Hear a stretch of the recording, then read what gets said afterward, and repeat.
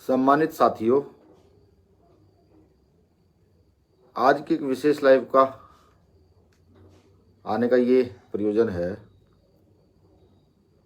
कि आपने देखा होगा भी भाई चंद्रशेखर आजाद जी पर हमला हुआ था और हमले के बाद से भी वो लगातार शोषित वंचितों के बीच हैं, लगातार लड़ाई को अंजाम दे रहे हैं। अभी देखा होगा आपने कि राजस्थान में एक बहुत ही अप्रिय घटना घटी है। पूरे देश में दलितों के साथ, खासकर दलितों के साथ लगातार बड़े पैमाने पर घटनाएं घट रही हैं। साथियों, आज एक विशेष दिन भी है। आज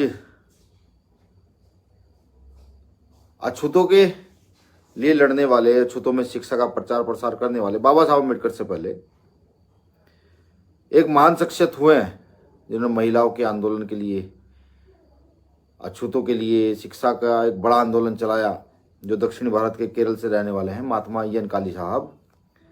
आज उनकी जयंती है। मैं आज उनको भी नमन करता हूं कि उन्होंने वो जो लड़ाई उस समय लड़ी,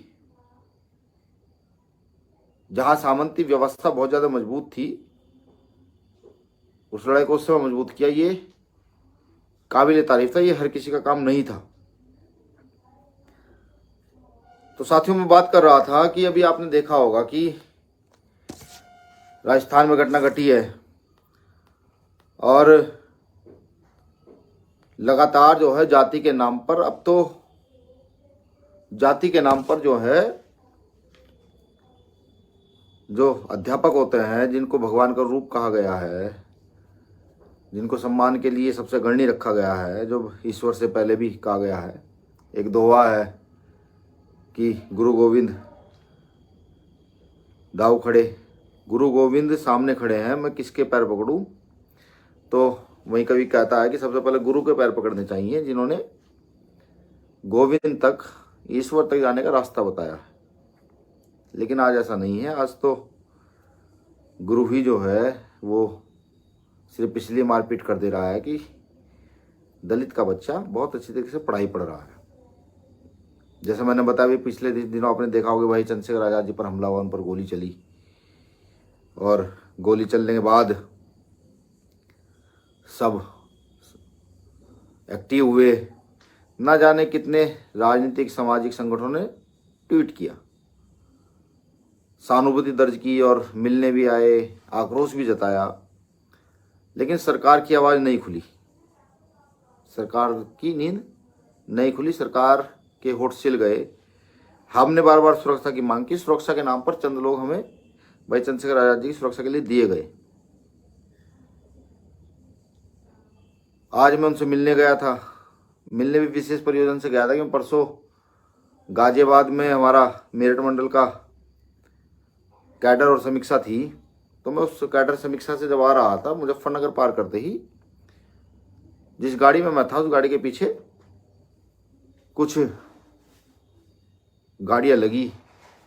तो पहले तो मैंने सोचा कि ये वहम हो सकता है, भाई बहुत सारी सड़क पर गाड़ियां चलती हैं। लेकिन जब मैंने देखा कि वो हमारी स्पीड के साथ स्पीड बढ़ा रहे हैं और हमारी घटती स्पीड के साथ स्पीड घटा रहे हैं, तो मुझे शक हुआ कि शायद कुछ गलत ना होने वाला हो। तो हमने अपनी गाड़ी की थोड़ी स्पीड तेज की और जब हमने देखा कि जब हमने अपनी गाड़ी की स्पीड तेज की तो पीछे से भी गाड़ी की स्पीड तेज हुई, तो मुझे पूरा यकीन हो गया कि कोई ना कोई षड्यंत्र रचा गया है जिससे कि कुछ नुकसान हो सके। तो मैं, हमारे साथी हैं एडवोकेट रजनीश जी, हमारे यहाँ के जिला संयोजक हैं, जिला अध्यक्ष हैं सौरी जी। मैंने उन्हें फ़ोन किया, बताया भैया ऐसी बात है। तो एक पास में गांव पड़ता है कासिमपुरा, उन्होंने कहा जी आप वहाँ आ जाइए। भाई साहब पर भी जब घटना हुई थी तो भाई साहब भी उसी गांव में गए थे। सवाल ये नहीं है कि सवाल की हमला होने वाला था कैसे था, सवाल ये है कि जब 1-1.5 महीने से सुरक्षा के लिए कहा गया है, सब चीज़ों के लिए कहा गया है और सरकार, प्रशासन मौन है, शांत रहना चाहता है। घटना के बाद पुलिस आती है, मैं पुलिस को बताता हूँ तो पुलिस के वहाँ के हमारे जो कोतवाल हैं वो मुझसे सवाल जवाब करते हैं, किस कलर की गाड़ी थी, कैसे घूमी, कैसे वो हुआ, आप कितनी दूरी पे थे। ये ऐसे सवाल जो है, मैंने उनको कहा कि देखिए साहब, जब ऐसा कोई मामला आता है तो आदमी सबसे पहले सेफ्टी चाहता है। तो कुछ बातें मैंने उन्हें कही तो मुझे लगा कि मामला बहुत ही ढीला है और सही नहीं है।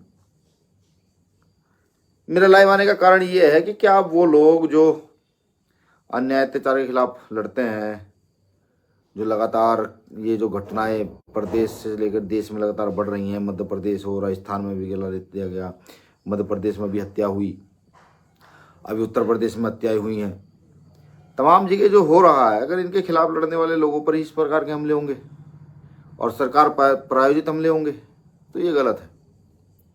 देखिए, बहुत सारे लोग ना जाने मेरे इस लाइव के विषय में क्या सोचेंगे, लेकिन मैं एक बात तो कहूँगा कि देखिए, जो लोग ये समझ रहे हैं, जो हमलावर भी ये समझते हैं कि भाई हमें डर लग रहा है, तो ये नहीं है, ये तो गलत है। हमारे महापुरुषों ने सदैव गैर बराबरी के खिलाफ बड़ा आंदोलन किया है, पूरे देश में लगातार लड़ाइयाँ लड़ी हैं और अपनी जान गंवाई। हमसे पहले बहुत सारे लोग अपनी जान गंवा चुके हैं, तो हमारी भी जान चली जाएगी तो इसमें कोई ज़्यादा बड़ी बात नहीं है। सवाल ये है कि आखिर वो लोग क्यों मारना चाहते हैं।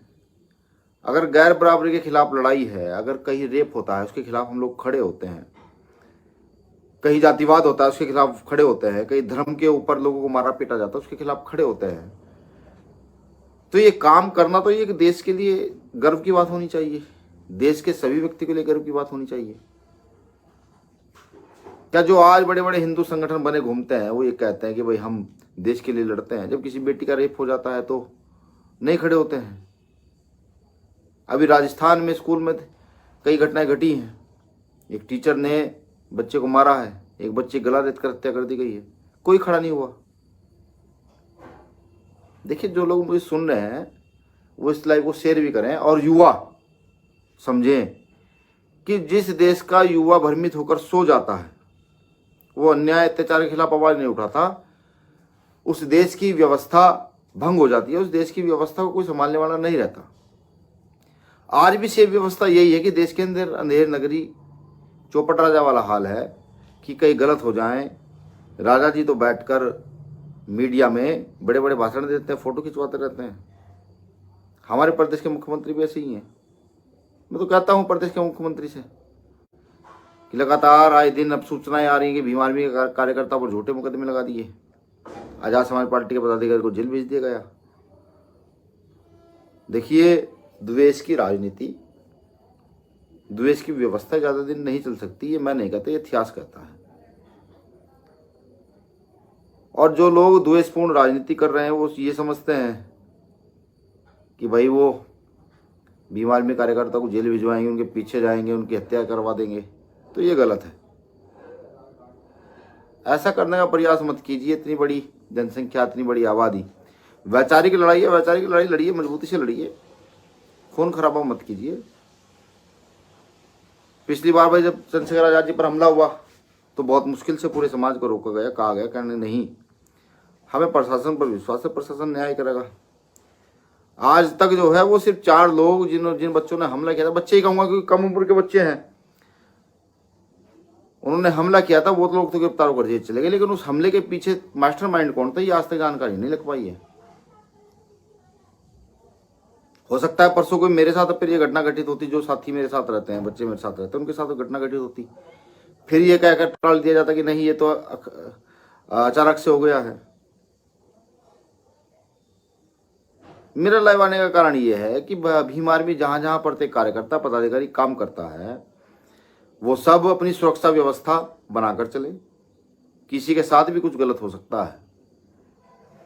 मैं ये भी कहता हूं कि मेरे किसी पदाधिकारी या कार्यकर्ता के साथ गलत होता है तो मैं चुप नहीं बैठूंगा, मैं पूरी ताकत से आवाज उठाऊंगा, क्योंकि इस देश में भीम आर्मी भारत एकता मिशन नंबर 1 का संगठन है, जहां जिसका कार्यकर्ता हर गांव, हर जिले, हर गली, हर मोहल्ले में पाया जाता है। अगर सरकार ये सोच रही है कि वो हमारी हत्या करा करके इस आंदोलन को दबा देगी, तो मैं बता दूं, अगर एक चंद्रशेखर आजाद और वीर रतन मरेंगे तो हमारे पीछे इतनी लंबी लीडरशिप हमने तैयार की है कि सरकार संभाल नहीं पाएगी, बिल्कुल नहीं पाएगी। मैं तो लोकतंत्र के तहत कहता हूं कि भारत के प्रत्येक नागरिक की सुरक्षा होनी चाहिए, सरकार का दायित्व है। और अगर सरकार सुरक्षा नहीं कर पा रही तो अपनी गद्दी छोड़े। भाई माननीय योगी आदित्यनाथ जी ऐसा क्यों कराना चाहते हैं, मेरी ये समस्या बाहर की बात है। कानून व्यवस्था असफल है, ये उनका फेलियर है। हर जगह नई नई घटनाएं हो रही हैं, ये उनका फेलियर है। इस पर हमारे दोष क्यों? पूरे देश के अंदर जिस प्रकार की घटनाएं हो रही हैं दलितों के साथ, आदिवासियों के साथ, पिछड़ों के साथ, ये उनका फेलियर है। अगर आवाज उठाने वालों की ही हत्या कराने का प्रयास किया जाएगा तो ये गलत है, ठीक है, क्योंकि हम बाबा साहब अम्बेडकर को मानने वाले लोग हैं। हम तलवार बंदूकों से ज़्यादा कलम में विश्वास करते हैं। मुझे पूरी उम्मीद है कि जो लोग मुझे सुन रहे हैं इस लाइव को शेयर करेंगे। खासतौर से समाज के लोगों से मैं कहता हूँ, बहुजन समाज के लोगों से मैं कहता हूँ कि अब एकजुट होने की बहुत ज़्यादा आवश्यकता है। अगर हम आज भी एकजुट ना हुए तो जैसे सांप निकल कर चला जाता है फिर डंडा पीटते रह जाइएगा। आज एकजुट तो होने की आवश्यकता है, मजबूती से साथ खड़े होने की आवश्यकता है। मैं उनसे भी कहता हूँ जो लोग हमलावर हैं, जो हमला करने आते हैं, अपने परिवार की ओर देखिए। आज तो आप किसी के बहकावे में आकर के इन हमलों को अंजाम दे देंगे, लेकिन इसका परिणाम क्या होगा ये भी आप लोगों को सोचना चाहिए। तो मैं कहता हूं समाज के सभी बुद्धिजीवी वर्गों से कि आज एकजुट होने का समय आ चुका है। लोकतंत्र की भाषा में इनको जवाब देने का समय आ चुका है। हत्याएं तो होती रहेंगी, जब जब अन्याय अत्याचार के खिलाफ आवाज़ उठेगी तब तब हत्याएं होंगी। हमले बाबा साहब अम्बेडकर पर भी हुए थे, हमले महात्मा ज्योतिबा फुले साहब पर भी हुए थे, हमले साहब मान्यवर काशीराम साहब पर भी हुए थे। हम पर हमले हो रहे हैं तो कोई ज़्यादा बड़ी बात नहीं है, लेकिन आज इनको मुंह तोड़कर जवाब देने का समय आ चुका है। इनको अम्बेडकरवाद क्या है ये भी बताने का समय आ चुका है। गैर बराबरी की व्यवस्था हम बर्दाश्त नहीं करेंगे, किसी कीमत पर नहीं करेंगे। हमारी चाहे हत्याएं हों, चाहे हमारे लाशें बिछ जाएं।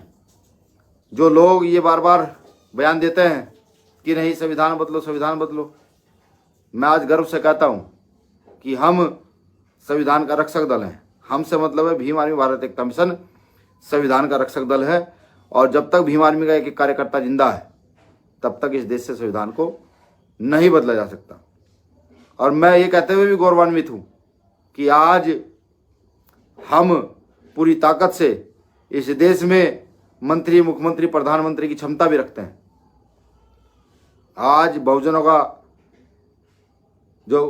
दल स्थापित हो चुका है, जो फुले साहब अम्बेडकर की विचारधारा पर स्थापित हुआ है, जो बुद्ध पेरियार, ललई सिंह यादव, रामस्वरूप वर्मा, जगदेव प्रसाद कुशवाहा की विचारधारा पर स्थापित हुआ है, जो साहब मान्यवर काशीराम, डॉक्टर बाबा साहब अम्बेडकर के सपने को पूरा करने के लिए स्थापित हुआ है, जो प्योरली बहुजनों का दल है, वो भी आज इस देश में बड़ी मजबूती के साथ आगे की ओर बढ़ रहा है। मुझे इस बात का भी गर्व है कि हमारे बीच का एक साथी जिन पर हमला होता है वो हमले होने के बावजूद भी अपनी जिम्मेदारी का निर्वाह करते हुए इस आंदोलन को अपने खून से सींचने का काम करते हैं और लगातार मजबूती से इस आंदोलन को चलाने का काम करते हैं। मुझे उनका नाम बताने की आवश्यकता नहीं, लेकिन फिर भी मैं कह दूं कि भाई चंद्रशेखर आज़ाद इस आंदोलन को बड़ी मजबूती से आगे की ओर चला रहे हैं। मैं कहूँ उन हमलावरों से भी कि किताबें पढ़ो, और अगर इतिहास में अपना नाम हत्यारों में दर्ज नहीं करना है, अपना नाम आपको दर्ज करना है समाज सुधारकों में, जैसा बाबा साहब अम्बेडकर जी का नाम बड़े गर्व के साथ लिया जाता है, जैसे महात्मा ज्योतिबा फुले जी का नाम बड़े गर्व के साथ लिया जाता है, ऐसे अनेकों नाम हैं, उसमें दर्ज करना है तो किताबें पढ़ो और गरीब, शोषित, वंचित वर्ग की मदद करने का काम करो। वरना तुम अपनी बंदूकें तैयार रखो, हम अपने सीने तैयार रखते हैं, हम भी देखते हैं तुम्हारी बंदूकों में कितना दम है और तुम कितने सीने चीर सकते हो। बिल्कुल, मैं कहता हूं माननीय मुख्यमंत्री योगी आदित्यनाथ जी से कि उत्तर प्रदेश के आज आप मुख्यमंत्री हैं, यहाँ के प्रत्येक व्यक्ति की सुरक्षा करना आपकी जिम्मेदारी है, लेकिन इस सुरक्षा में आप विफल हैं, आप कानून व्यवस्था चलाने में विफल हैं। अगर आपके राज्य में जाति आधारित समाज की स्थापना हो रही है तो आप अपने आप को फेल समझे, ये इतिहास कभी आपको माफ़ नहीं करेगा। बाबा साहब अम्बेडकर के लोग नहीं डरते हैं क्योंकि इन्होंने चाहे आज आज़ादी की लड़ाई रही हो, चाहे भीमा कोरेगांव का युद्ध रहा हो, अपनी क्षमता को हर बार प्रदर्शित किया है, दिखाया है। हम चाहते तो ये सिर्फ ये है कि शांति बनी रहे और शांति से लोकतंत्र के माध्यम से इस आंदोलन को आगे बढ़ाया जाए। लेकिन अनर्गलर कोई अगर हमारे कार्यकर्ताओं पर अत्याचार अन्याय करेगा तो हम भी चुप नहीं रहेंगे। सबसे पहले संविधान की भाषा में उसको जवाब देने का काम करेंगे। और अगर सरकार ये समझ बैठी है कि उनका विपक्ष मौन हो गया है, उन्होंने सीबीआई की जांच से, ईडी की जांच से विपक्ष मौन कर दिया है, तो हम भी आपका एक बड़ा विपक्ष हैं। हम लगातार आपके खिलाफ, आपकी गलत नीतियों के खिलाफ आवाज़ उठाते रहेंगे। आप सभी साथियों ने मुझे सुना, शुक्रिया, धन्यवाद। जय भीम, जय भारत, जय मंडल, जय जोहार।